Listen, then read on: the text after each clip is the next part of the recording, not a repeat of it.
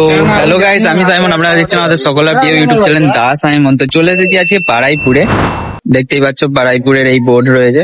আজ বারাইপুরে বেদুইনে যাবো, সেখানেই বিরিয়ানি খাওয়া হবে। সেটাই একটা মানে অভিজ্ঞতা বা একটা নতুন ফুড ব্লগ বলতে পারো, সেটা নিয়ে আজকে ভিডিও। তো সেটাই তোমাদেরকে দেখাবো।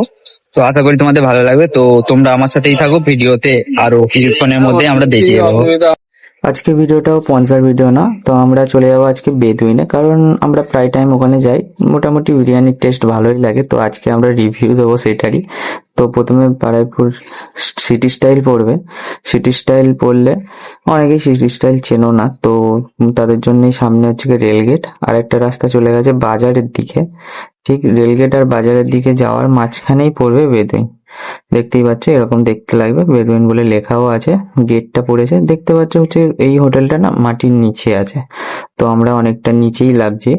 তারপরে ভিতরে অনেক লোক ছিল বলে আমি হচ্ছে গিয়ে তাদের মুখটা দেখাবো না বলে এরকম ভাবে ভিডিওটা করেছিলাম। বেশিরভাগ হচ্ছে চেয়ার ফাঁকাই আছে, কারণ আমরা অনেকটা রাতে এসেছি, 9টা 9:30 নাগাদ, তাই জন্য ফাঁকাই আছে। এখানে কাপলরা আসতে পারো, ভালো জায়গা, বসে হচ্ছে গিয়ে ভালোভাবে পার্সোনাল সময় কাটাতে পারবে। এটা এখানকার মেনু আছে, ঠিক আছে। আমি আমার ছেলে যাবো তোর সঙ্গে, আর এই রাত্রে কাজ করে ভালো করে পজ করে দেখে।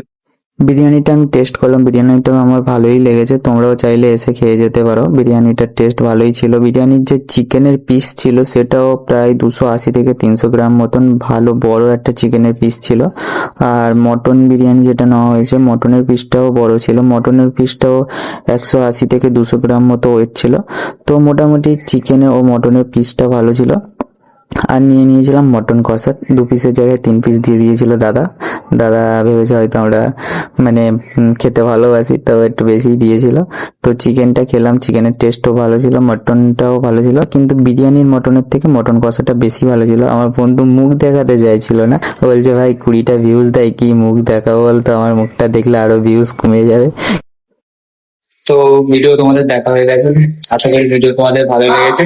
হোটেলটা পুরো ফাঁকাই আছে, গার্লফ্রেন্ডকে নিয়ে বা ওয়াইফকে নিয়ে আসতে পারো, ভালো সময় কাটাতে পারো, পার্সোনাল টাইম কাটাতে পারবে। আজকে ভিডিওটা এতটাই ছিল। ভিডিও যদি ভালো লেগে থাকে সাবস্ক্রাইব করতে পারো, যদি ভিডিও ভালো না লেগে থাকে সাবস্ক্রাইব নাও করতে পারো, তেমন কোনো ব্যাপার নেই যে সাবস্ক্রাইব করতে হবে।